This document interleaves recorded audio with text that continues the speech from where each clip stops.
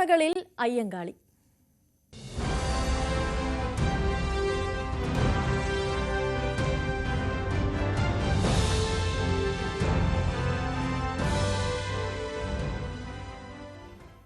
ഇന്ന് അയ്യങ്കാളി ദിനമാണ്. അദ്ദേഹത്തിന്റെ 162ാം ജന്മവാർഷികമാണ് നമ്മൾ ഇന്ന് ആഘോഷിക്കുന്നത്.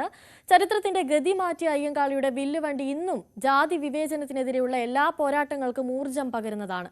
മാറ്റത്തിന്റെ കൊടുങ്കാറ്റ് വിതച്ച മഹാത്മാവിന്റെ ജന്മവാർഷികം ഒരിക്കൽ കൂടി നാടാചരിക്കുമ്പോൾ ഇനിയും ഒടുങ്ങാത്ത ജാതി വ്യവസ്ഥയുടെ അവശിഷ്ടങ്ങൾ ചുരണ്ടിക്കളയാനുള്ള വില്ലുവണ്ടിയുടെ വേഗത കൂടുകയാണ്.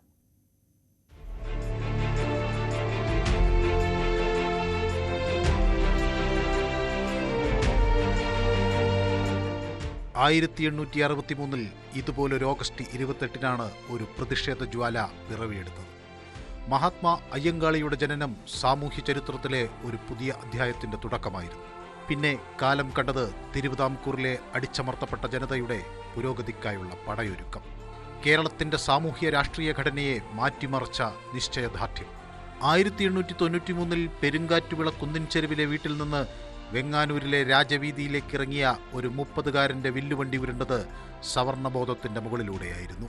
കുനിഞ്ഞു വണങ്ങി നിൽക്കാൻ മാത്രം ശീലിച്ചവന്റെ നടുനിവർത്തി അവനൊരു തലപ്പാവ് വെച്ചു കൊടുത്തു ആ സാമൂഹ്യ പരിഷ്കർത്താവ്. 1898-99 കാലഘട്ടങ്ങളിൽ ബാലരാമപുരം, കഴക്കൂട്ടം, കണിയാപുരം തുടങ്ങിയ മേഖലകളിലെല്ലാം പോരിനു വന്നു മാടമ്പികൾ. തിരുവിതാംകൂറിലെ കർഷക തൊഴിലാളികളുടെ ആദ്യത്തെ പണിമുടക്ക് സമരം നയിച്ചത് അയ്യങ്കാളിയായിരുന്നു. കുട്ടികൾക്ക് സ്കൂൾ പ്രവേശനം വേണം എന്നതായിരുന്നു ആവശ്യം. 1904 വെങ്ങാനൂരിലെ അയ്യങ്കാളി സ്ഥാപിച്ച കുടിപ്പള്ളിക്കൂടം അഗ്നിക്കിരയാക്കപ്പെട്ടു. പക്ഷേ ഒടുവിൽ ആവശ്യം അംഗീകരിച്ച് എതിരാളികൾ സമരം ഒത്തുതീർപ്പാക്കി. തന്റെ ജാതിയിലുള്ള സ്ത്രീകളോട് മുലക്കച്ചയണിഞ്ഞു നടക്കാൻ ആഹ്വാനം ചെയ്തു അയ്യങ്കാളി. അടിമത്വത്തിന്റെ അടയാളമായ കല്ലയും മാലയും കാതിലെ ഇരുമ്പ് വളയങ്ങളുമെല്ലാം അവർ വലിച്ചെറിഞ്ഞു. ജാതിശാസനകളെ വെല്ലുവിളിച്ച മഹാത്മാ അയ്യങ്കാളി ഇന്നും ഒരു പ്രതിഷേധമായി, പുരോഗമന ആശയമായി ജനമനസ്സുകളിൽ പടരുന്നു. സവർണ തിട്ടൂരങ്ങളെ ചോദ്യം ചെയ്ത ആ ഉഗ്രശബ്ദം നിലയ്ക്കില്ല. News desk, news 18.